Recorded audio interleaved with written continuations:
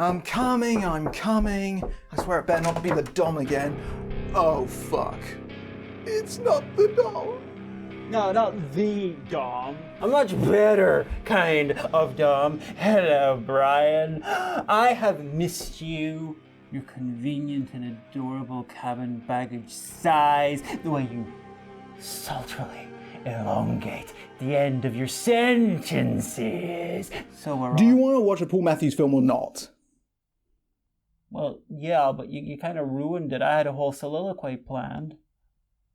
Well, you could start again. I could open the door. You could be surprised. No, the moment's ruined. I'm not that good of an actor anyway. With that, we agree. Fast lane to a hurricane. Open road ready to roll. Put pedal down right away. Red line and I'm giving more. City lights burn right behind me. Top down, I push it to the floor. Street sign center line speeding. Burning hot, I feel ready to roll.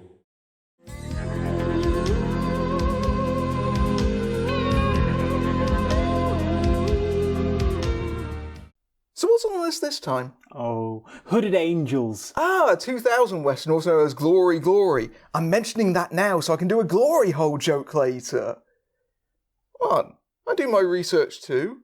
I had a lot of time not being bothered by you. Oh, well. You missed it though, didn't you? Oh God, no. Like I said, Hooded Angels, or Glory Glory, came out in the year 2000. It's a Western, probably Paul Matthews' most competent film.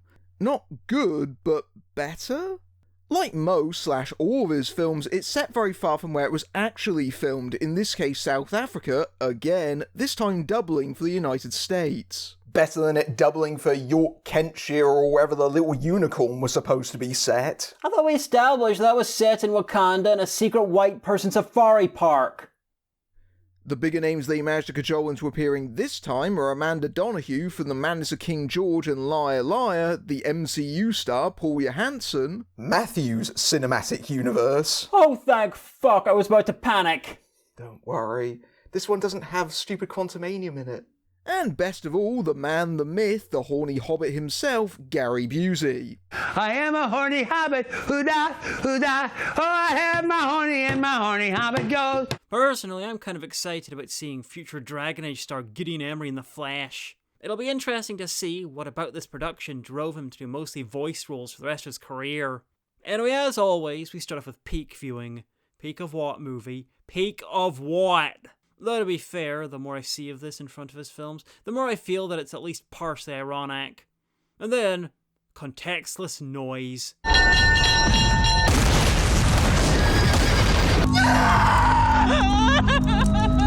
Noises! Ah! Enthusiasm! Ah! Make noises.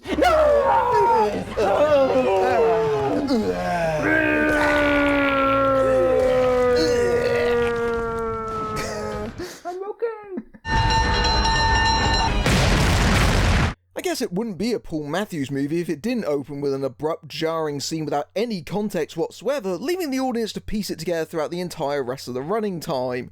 Here, it's almost effective. It certainly employs less CGI glowy things and more practical blowing shit up than usual. It's a low bar for improvement, but he grabbed a few Sherpas and some canisters of oxygen, and after a lot of effort he barely climbed over it, and then fell off the other side, never to be seen again. What are you talking about? I was trying to make an extremely laboured George Mallory reference, but now I've remembered they actually found his body, so I'm changing it to an extremely laboured Andrew Irvine reference. Anyway, this is an okay scene. There's almost as many old ladies as there are horses.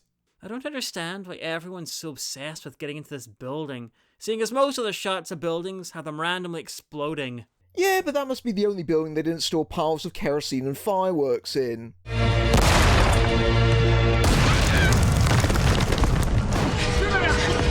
Does Matthews know that cannonballs don't tend to harmlessly explode into sparkles when they land a few feet away from the main characters? Does Matthews know that cannonballs don't tend to explode?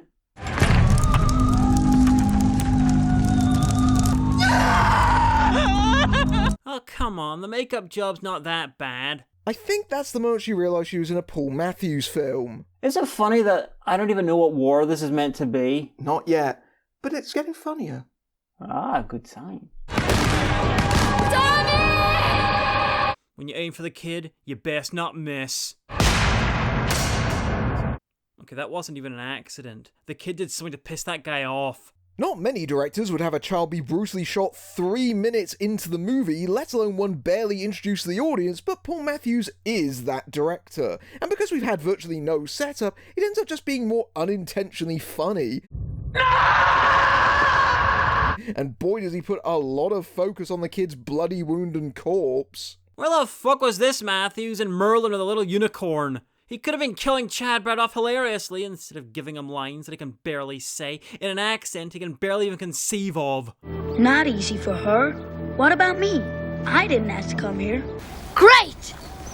You're as bad as the rest of them! So the attack is over and the evil forces of, I don't know, Thulsa Doom maybe, have left the extras dead and the survivors being raped. In case you weren't so sure after all the mass death and child killing, you can tell this isn't one of Matthews' magical family films because he usually has the taste to try and keep this sort of thing out of those movies.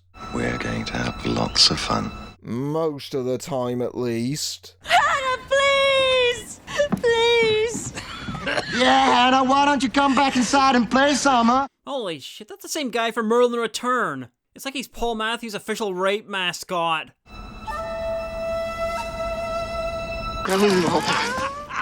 No more.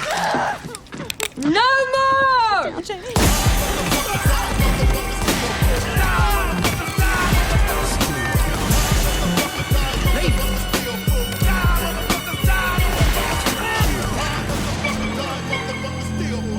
Want a war? I'll give you a war. They should have enlisted them. The war would have been won in days. They should have called this film I Spit in Your Grave. Hooded Angels sounds like a porno directed by D.W. Griffith. Boy, this shot's taking a long time, isn't it? It's the horse equivalent of the boat scene in Berserker Hell's Warrior. By the time we get to the next shot, the war will be over. The time we get to the next shot, the US will be colonizing the Philippines. This shot lasts about 90 seconds. To be fair, the best way of getting people to notice the names of the cast is make the rest of the shot more boring than reading. In case of shot change, break glass. So even though this town in the aftermath of something violent looks like the exact same place we just saw being shut up and exploded, it's actually a totally different place in a totally different time that had a totally different attack that we don't have context for. Everybody got that? You see, someone shut up the bank. Some hooded angelic someones. About half dozen gunmen blew the safe. They had these hoods. Did they get the money? Who's over at the saloon? All this town is a bank and a saloon. That's lucky, they need to pay for the drinks somehow. I don't know how, but Paul Johansson looks the exact same every time he appears in one of these films. It's like he's led in a daze from one project to another without being allowed to wash his hair. At least his hair is probably real. I'm pretty sure some of these other guys have wigs glued to their hats. This is meant to be Texas, and most of the cars are swanning around in loads and loads of leather, including hats. No doubt because South Africa is colder than Texas, but if they were wearing that where the film is supposed to be set, they would be sweating their balls off. Well, that's one way to get an orchidectomy cheap. It's like they want to intimidate their enemies by looking big, so they're wearing 12 outfits at once. Either that, or they look like the Lithuanian entry to next year's Eurovision. Anyway, enough bollocks from us, time for some bollocks from the film. They're here to hunt down a murderer, and they've tracked him down to the saloon. We'll hang you. I'll be there. Is that right? Watch him put the noose around your neck. Watch your face turn green. You're gonna be watching for a very long time, dude. Not in that heat. Then I'm gonna smell the stench when you mess your pants. If he's hanging there for so long that he's turned green, that's not him messing his pants. That's his intestines putrefying. Let's be fair, maybe these hard-bitten hombres haven't actually killed anyone before.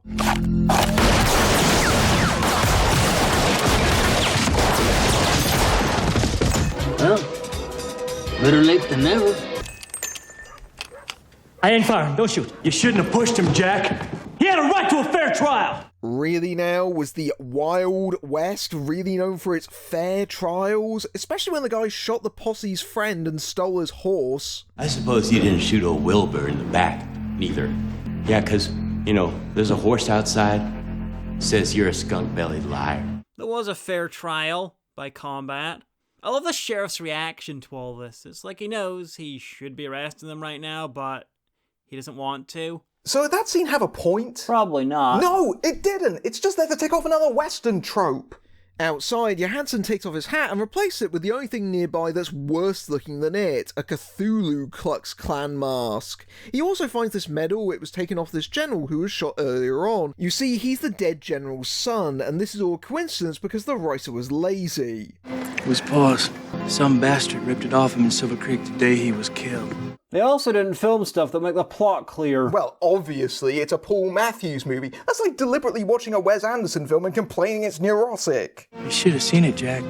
There are more dead civilians than there were dead soldiers. Yeah, that's a common side effect of soldiers deciding to fight civilians. So Johansson thinks that the people who killed his dad, the wronged women of the town, are the same people who attacked the town. The soldiers that his dad might have been in charge of. The film's not clear. That filth that ransacked Silver Creek gunned him down and left him to die in the dirt.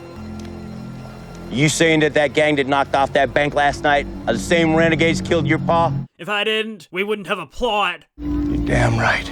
And cut. Nice dramatic end to the scene. Or just have one walk off slowly to their horses, I guess. That's good too. So we're suddenly following a completely different posse on the trail of the Hooded Angel gang, easily recognisable from the main one because these guys are only wearing about half Montana tourist shop's worth of extra costuming. Seems pretty quiet to me. I don't like it, Sheriff. I don't like it either. What a rotten cut! I was going to say that. Well, you still could. We have editing. Go ahead.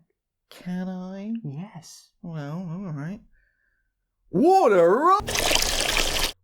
rotten cut indeed. Ho ho ho! This is actually hilarious. There's them being all ominous about the house. I don't like it, Sheriff. Then the water, then a random shot of a horse, and then it's right back to them being ominous. Guess there's only one way to find out. You stay here. As though water and a horse increase the tension at all?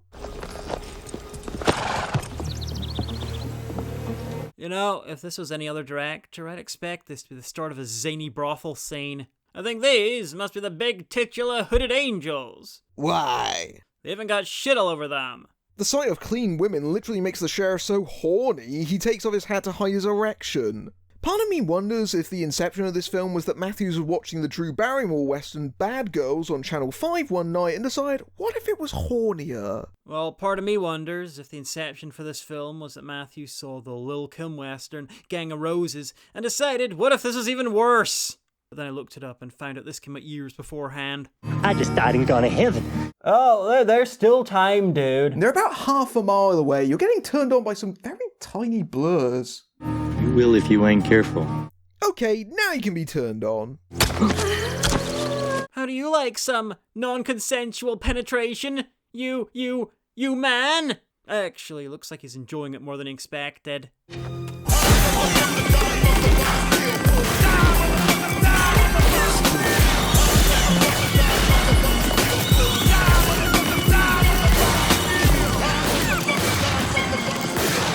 I think they're killing more people than were actually in the posse. Yeah, 1, 2, 3, 4, 5, 6. 1, 2, 3, 4, 5, 6. Yeah, much more than 6. They really put the mass in massacre. My dad cast is a cheap cast.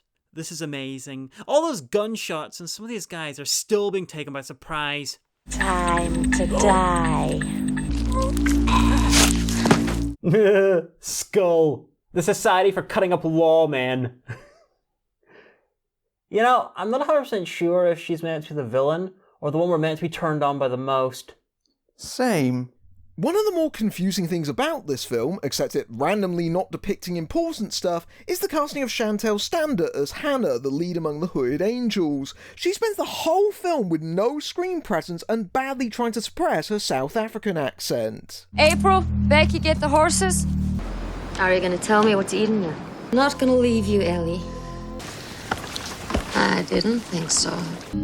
Oh, I understand. Whatever it is, I hope you work it out. We're going to do exactly what we came here to do. I should have killed you when I had the chance. I mean, it's not like the Old West was a stranger to immigration. She could have been a Boer. It's not like there wasn't anything that was going on around the time this movie was set that would have made her emigrate to the USA, like a series of conflicts between the Boers and the English in South Africa. But no, she has a terrible American accent, and what makes it even more galling is that Amanda Donoghue is right there being a main supporting character. Amanda fucking Donoghue! This is like hiring Gary Cooper and sticking him in a supporting role because you prefer using a bit part for Merlin the Return as the lead instead, inexplicably. Seeing Gary Cooper wear that outfit and probably fuck Paul Johansson would be amazing. Oh, and speaking of Johansson, this is fun. He wanders into the homestead alone, finds the dead guys, walks up to someone face down in a pool of his own dried blood, and then checks his pulse. Even if he survived the gunshot, he would have drowned before the blood dried. He would have drowned in ketchup.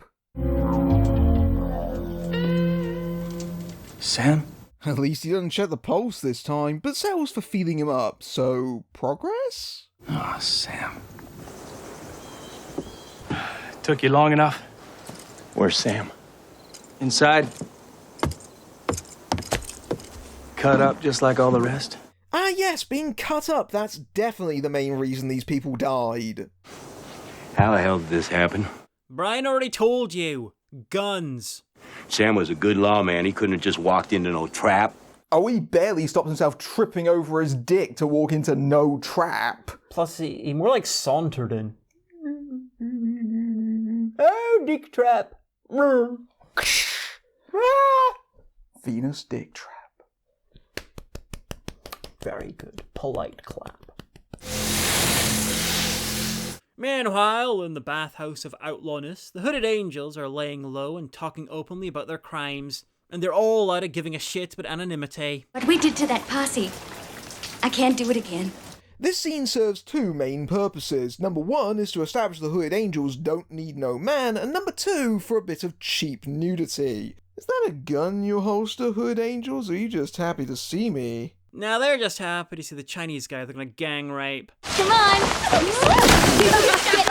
In an hour they'll just be horny again. Maybe that's why Hannah falls for Paul Johansson, his meat and two veg. Oh, that's so good. Hungry.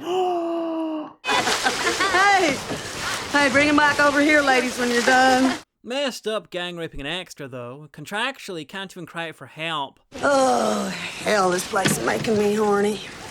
Is that an invitation? No. Not horny enough, then. I can make love. I can make people love me. Yeah, I'm sure you can. Where the fuck was this Paul Matthews all his career? Where the fuck was this Paul Matthews all our careers?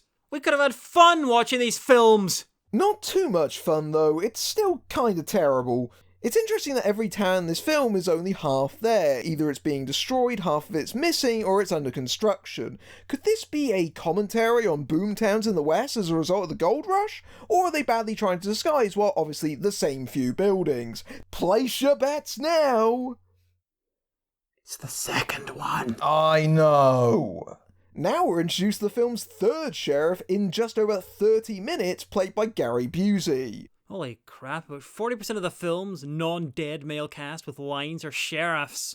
Hey movie, if you're going to have Gary Busey as a sheriff, you might want to actually give him something to do. This is one of the most boring Busey performances I can think of.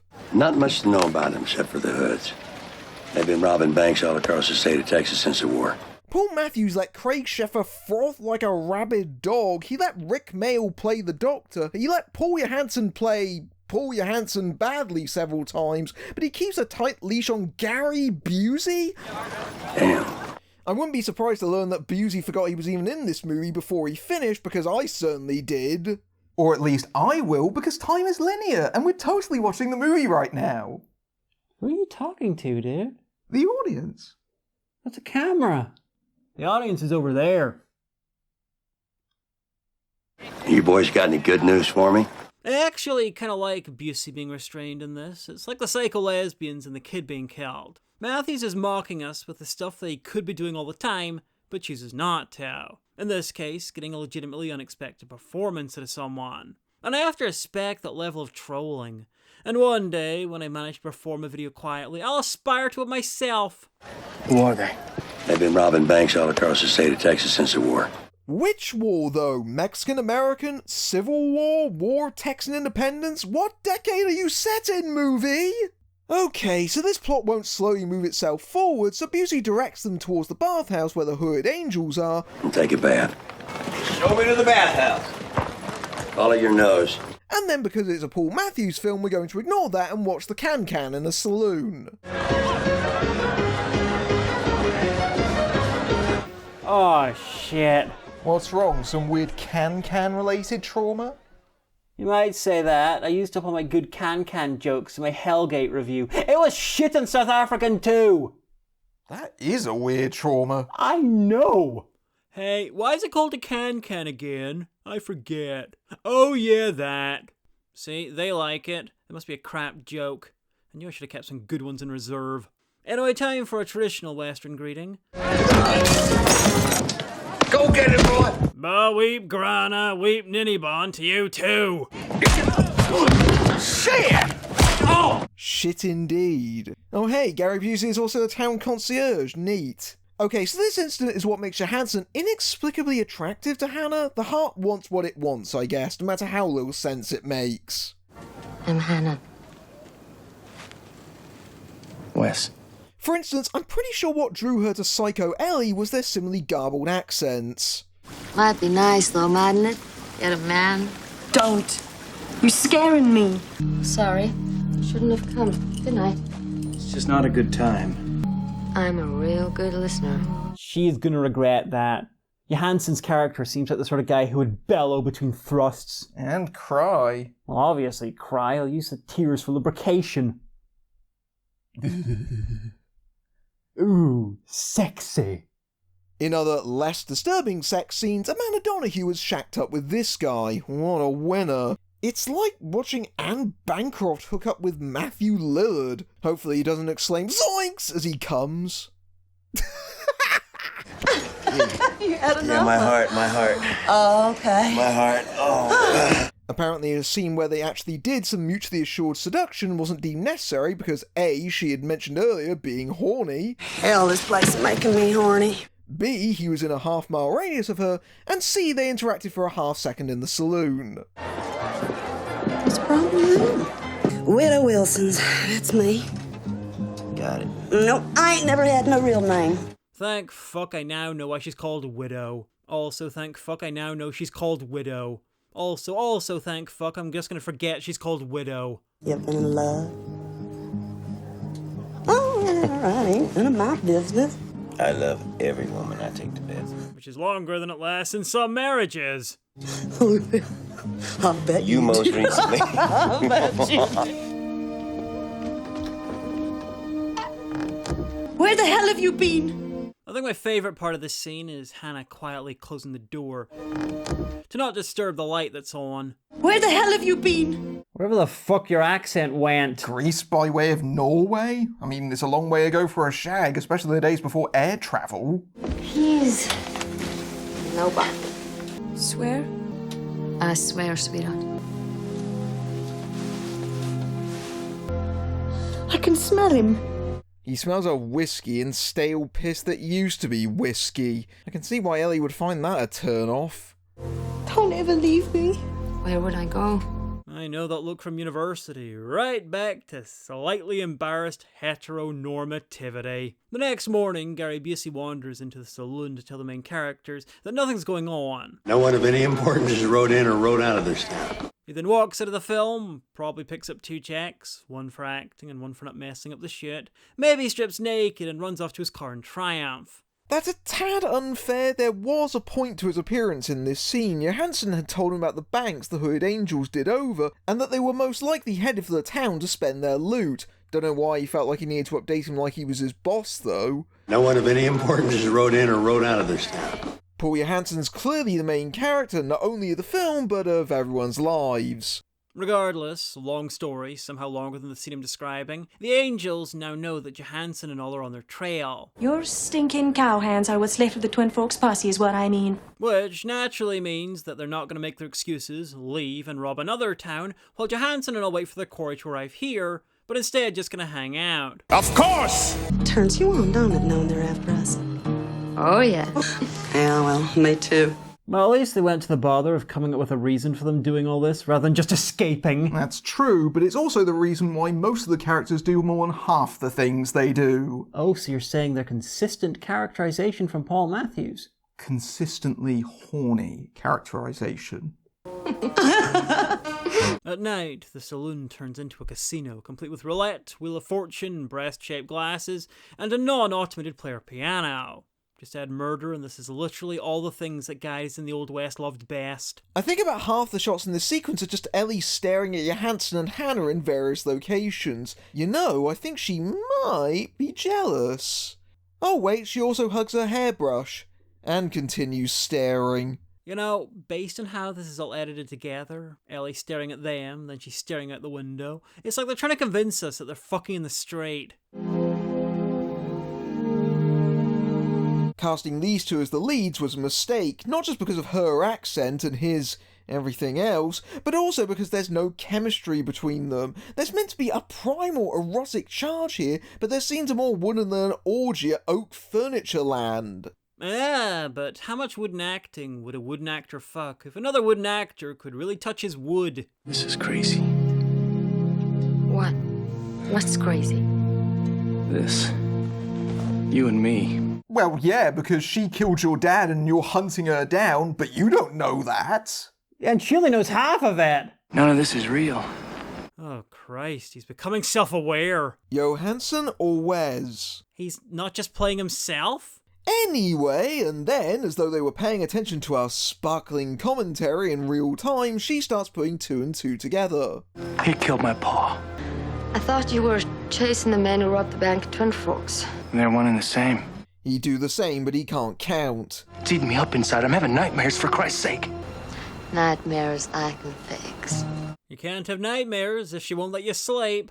I just realized something. Ellie, the film's psycho mascot and pet lesbian, is the only character who likes to wear quasi-Native American stuff. She's like a Jenga tower of problematic shit, and every time I look back, they've added more on top. That general we killed at Silver Creek, that was his pa. You've fallen for him, haven't you?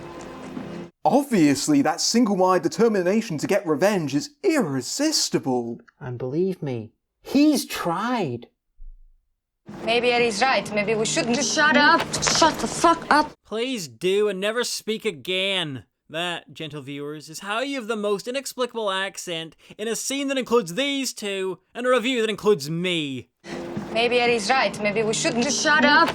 You know, I spent the whole scene waiting for them to go inside so we could see the wonders of the tobacco, cigars and birdcages shop, but no such luck. All we get is them playing their last big hit, the local bank. One last big hit. Sure, they could go to another town without soldiers hanging out near the bank and without a jumpy, vengeance-crazed Neanderthal waiting for an excuse to kill people, but much like the audience, they've kinda got bored with all the nothing that's been going on. Hey, first they discussed the last job in the bathhouse, and now they plan this one here. Is this exhibitionism? Because this time they're not even naked. Yes, but they don't have walls, so in another, wronger sense, they're just as naked. In other news, Ellie's Accent World Tour is currently cruising around the Caribbean. She's not leaving me. That widow bitch keeping on at her.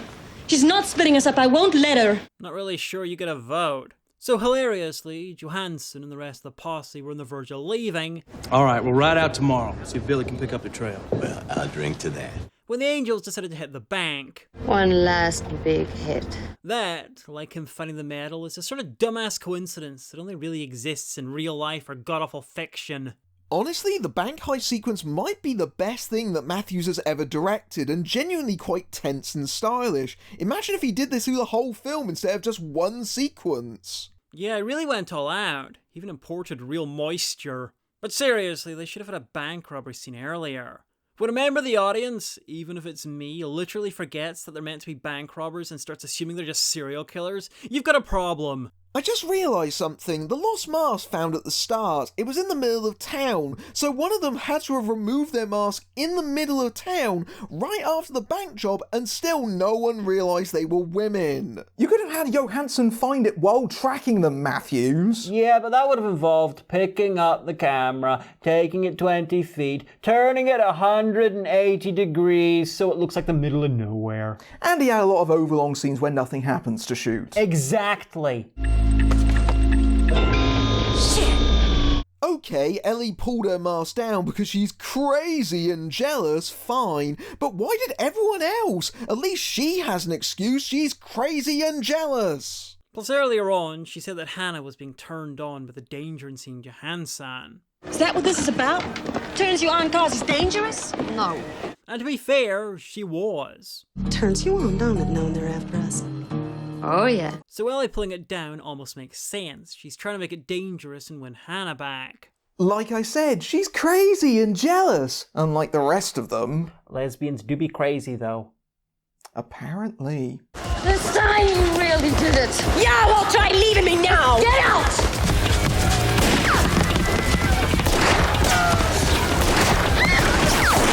I really love how this instantly evolved into a mass gunfight. The second, they couldn't be easily identified as the robbers by their masks. Maybe all the men in town were just really itching for a chance to shoot women. Yeah, it's like all the MGTOWs actually went their own way instead of just bitching about it, and ended up here under the rule of King Busey. I have mother and doubt, I have things in clouds, I have a horny habit, and horny habit goes. See what I mean? You know, I think Berserker was his next film. This was truly the Paul Matthews, Paul Johansson blue period, because of all the water. I wonder if he was in the toilet during the first half of this gunfight, or if he just didn't hear the first million shots. Now, one of the problems with this scene is that outside of Hannah, Widow, and Ellie, the angels have no characterization. Except for the one with the weird accent. That's not characterization. Fine. Outside of Hannah, Widow, and Ellie, the angels have no characterization, except one of them has a weird accent. Maybe Eddie's right. Maybe we shouldn't. Just shut up. Shut the fuck up. Not to be mistaken for Hannah or Ellie's accents, which are just shit or inconsistent. Anyway, we don't even know who they are, yet the film expects us to care when they die. Jamie! My favourite, though, is one of the angels getting shot off a horse by a townsperson, who then collapses down dead by being shot by no one. What great coherent editing, which I might not have noticed if the film made me care about the characters. Yay! Shoot him again!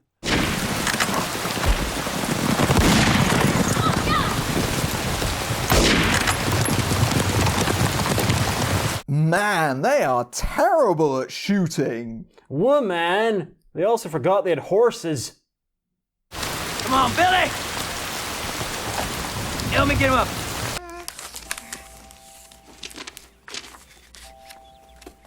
Oh no.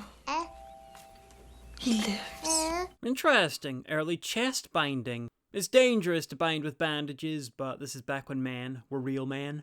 They were trans men. Looks like that bullet wound was a minor inconvenience. It healed up before the angels escaped. Hell, it probably stopped stinging before the bullets stopped flying. This film sucks. This film sucks. This film sucks. I like how they managed to ride into their state before stopping to check if one of them had died. Can't we help me get her down? Come on now, girl, you gotta wake up. What if she's dead? She ain't dead! For your sake, I hope she is, because you bury her right afterwards. Anyway, pretty soon the posse found the grave. God damn it to hell. Oh, man, that is crushing. It must be like finding out you already ate one of your donuts. So now you only have 5 more to shed. I gotta find out why I had to kill a 15-year-old girl. And so begins an epic and mostly off-screen quests across continents and through parallel planes of existence to Paul Matthews' house. And when faced with God, all God could say was, I don't know, I just chose a character at random. You know, I think this is maybe supposed to be Widow's daughter. Establish these things beforehand! Whoever she was barely a character. How barely? All she did was sometimes be on screen and get raped off screen near Widow. probably, and they don't even make clear she was her daughter afterwards. Matthews excels in only telling you the relevant information in passing after it happens, if you're lucky. Whose widow? Amanda Donahue. Oh no! Who? The one who can act! Who? So they decide to take refuge in this random house owned by a guy who's a banjo and 5 teeth short, of being the hillbilly equivalent of a minstrel show character. You a woman? Sure are. Self-ID? We love to see it. You sure are. Don't. The conflicts in the gang really start boiling over in this scene. Well, I guess I just ain't gonna let you kill him. You done your fair share, and so did that precious daughter of yours. Oh, so she is her daughter. Thank you. That would have been nice to know before she died. Widow blames Ellie for her daughter's death, and yeah, she's got a point. Though I'm wondering why this conversation didn't happen much closer to the gravesite. You haven't got the guts. In my experience, killing strangers and people you have interpersonal drama with involve the same amount of guts, mostly on the floor. It's not Eddie's fault. It's nobody's fault. No, it was Ellie's fault. Totally Ellie's fault. I'm gonna kill you for this. I love that while all this bollocks has been going on, the old guy's just been standing there, looking awkward. Like the actor's not even sure why he's even there. Do you want me to go? Tie him up to see what's inside. Yeah, please tie me up. Anything's better than this. So even though they have a whole house to hide in, Hannah's decided to sit outside beside an irritating loop campfire sound effect that can be seen for miles around and deal with a gunshot wound.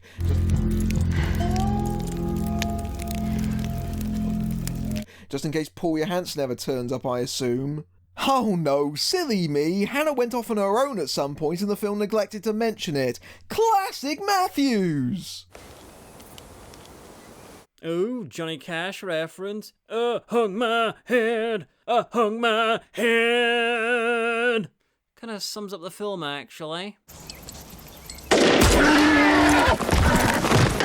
I think they were going for realism with the delay in that shot, but it just looks like the sound is out of sync. I was gonna complain about how Johansson somehow managed to watch her from the side, shoot her from behind, and then hit her horse in the flank. But then I remembered this is set in Texas where bullets are magic. What follows is one of the most baffling lead-ups to a sex scene in film history, and I've seen Love on a Leash. She killed his dad and friend, he found out about it, then she robs a bank and he gets shot, then he tracks her down and kills her horse, then he dunks her in mud and makes her tell him about her dead son. He was 4 years old, and they gunned him down in the street like a dog. Then she tells him about being raped. Shit out of us and raped us, so we played this. This is war, Captain. Then she tells him she's not sorry that she killed his dad. He came around that corner just in another uniform and I blew his brains out. You want me to say I'm sorry? I'm not. You're not mad at me for killing your pa. You're mad because you don't care anymore. Pretty sure he's also mad about his dad. Then this happens. And this. And finally this. Oh yes, ignore the recent bullet holes and take me now! Straight people are weird. Suddenly inclined to agree. Maybe they were just turned on by the extremely romantic giant open-air toilet. Repeat. Previous to camera line. Same. If this really was the gritty exploitation film it has delusions of being, then frankly, this wouldn't have been consensual, and then one of them would kill the other. In the last scene, Amanda Donahue would have killed Ellie. You haven't got the guts. And in the last 20 minutes, everyone still alive will get naked and die. I'm not sure that would be better. Neither am I. Paul Matthews would still be making it. Funny, people usually get tied up before sex, not afterwards. Well, so I'm told. Wow, they bonked so hard they tunneled through the earth and woke up in a completely different location. Maybe it's actually Texas now. So because the Paul Matthews approach to screenwriting is to have your characters be total idiots, Johansson restrained her by tying her boots together. Honestly, he's lucky she didn't blow his head off. You owe me one, lover.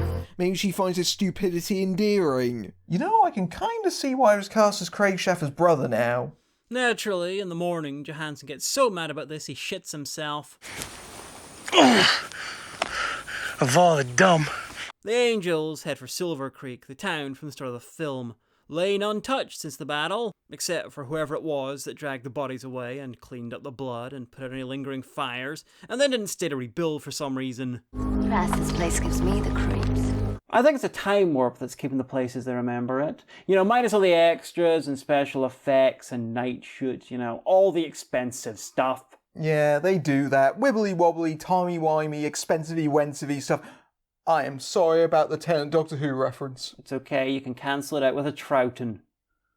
Oh, my giddy aunt. Now you might wonder why they decide to come back here. Welcome home, Widow. Welcome to hell.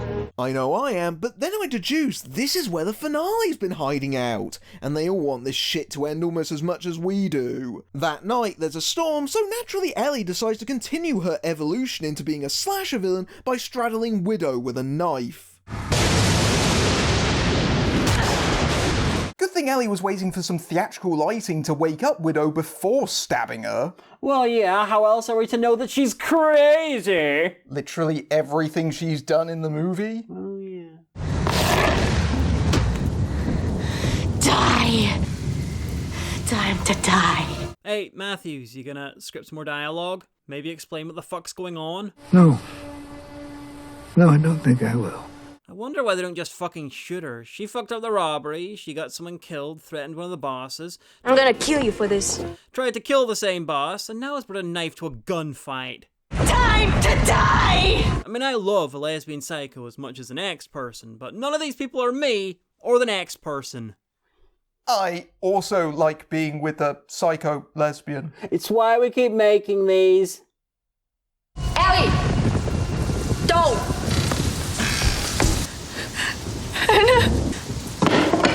This scene with its crazy lady, lesbianism, attempted murder, crying, rain, dinge, cowboy fashions, and someone called Ellie is like a speedrun of Chunks The Last of Us Part 2 in a random order.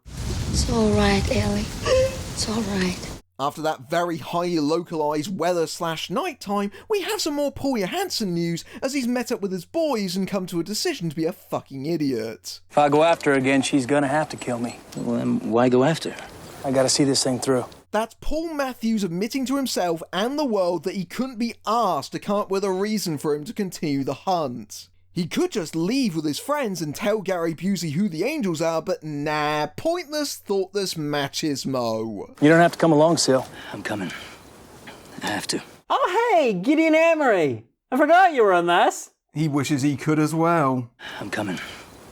I have to. I literally have no character outside of taking up space near you. Well, I had to kill a 15-year-old girl. Even if I never understand why I had to do that, still gotta look her mother in the eye. Finally, a reason for going. Look her mother in the eye and shoot her, / apologise for shooting her daughter. Moving on, we're now in the home stretch as the Angel Gang, who mostly don't want to kill anyone anymore, face down against Johansson's posse, who mostly don't want to kill them. This is the least motivated gunfight ever, just two groups killing each other to fill a story quota. I just love these four marching in like Doom players on a stealth mission. I had to think they could have spent all this time making us give a fuck about the characters. Oh, sorry, no, I'd never give a fuck. They could have spent all this time making Brian give a fuck about the characters. That's better. Come on out, Hannah! What? You're in front of the wrong building! We're over here! Oh, screw it, we'll come to you! Come on out, Hannah! Besides, she's been out for years. It's her trying to go back in that's caused half the trouble. I should have killed you when I had the chance. Yeah, there's a lot of that in this film. You still could! Shoot him! You're good at that! Are they? No, but I'm trying to encourage them.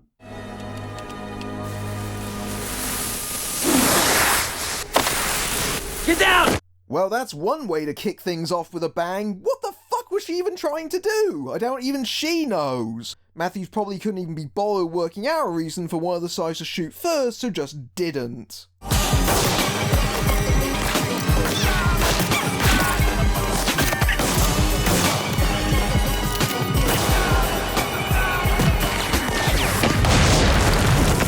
Hey, I think I worked out why the buildings in this town kept exploding at the start. The bigger mystery is why this one survived.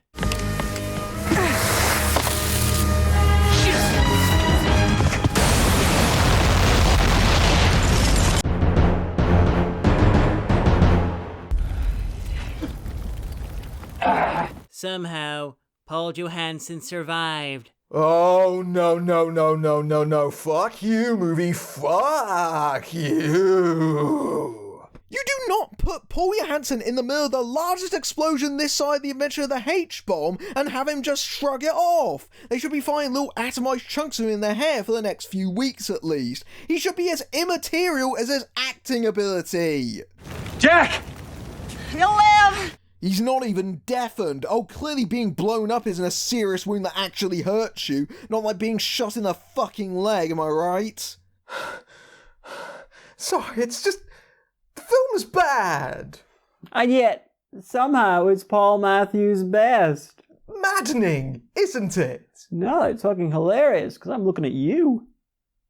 Gunfight over, Johansson, somehow the least injured member of the cast, heads inside to hunt down Ellie. Alas, he brought a gun to a knife fight.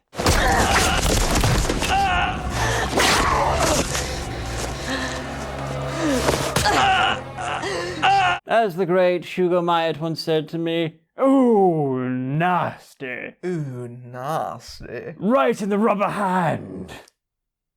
You don't want to know the context of why there was a rubber hand involved whenever I was hanging out with Hugo Myatt. Unfortunately for Ellie, it's an obscure variant of paper, rock, scissors. Knife beats gun, other gun beats knife.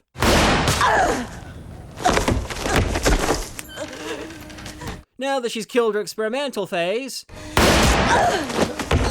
she's free to kill or marry the man whose dad she killed as God intended. Fucking hell, I've not seen a woman bury her past that hard since Anne Hesh. That's why he killed her, isn't it? To be free of her. And what a twist, Hannah's gonna kill Johansson. This I kind of understand, he is very annoying. Anyway, in this game of paper, rock, scissors, what beats other gun? Other gun, obviously. What you say? Oh, that you only meant when. That music works particularly well, because that meme is about as old as the Old West. This scene is just a revolving door of murdering people who try to kill Johansson, and it's pretty egregious to do the shot from off screen trope twice in the same scene 90 seconds apart.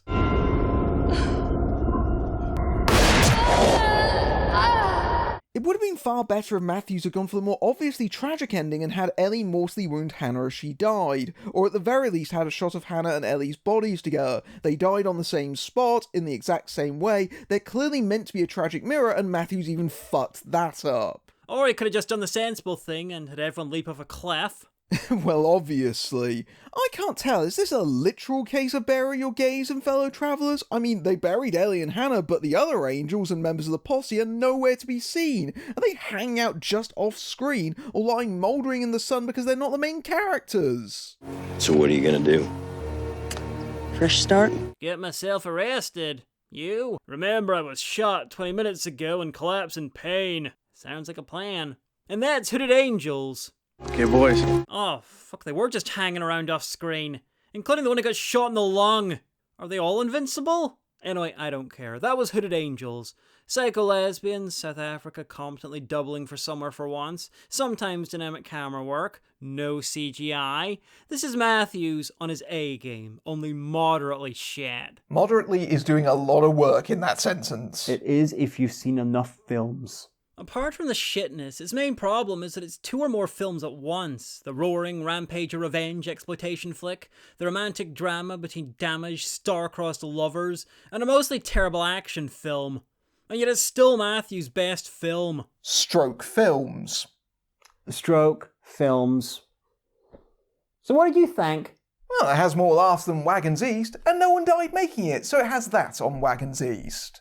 This film is a glory hole in the proper Old West sense. It's where you chuck glory and bury it once you're shot in the head.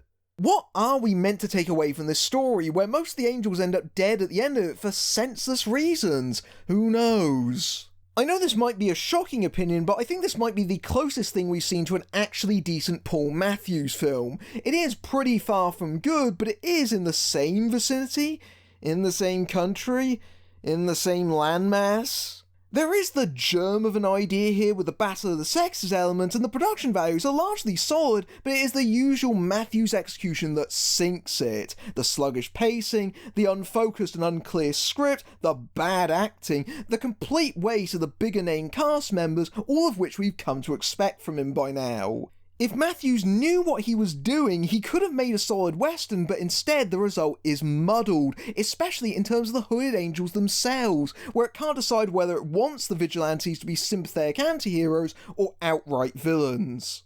The result is a rather tedious trudge through cliches that doesn't even have the saving grace of being so bad it's good as many of Matthews' other efforts. The thing about Glory Glory is that it isn't very good. On the whole... Well, that was funner than usual. So what should we do next time? Oh, I don't know, something equally grim. Now that sounds like a plan. I'm Flim and Hagan. I have to live with it every day. And I'm not, so I don't.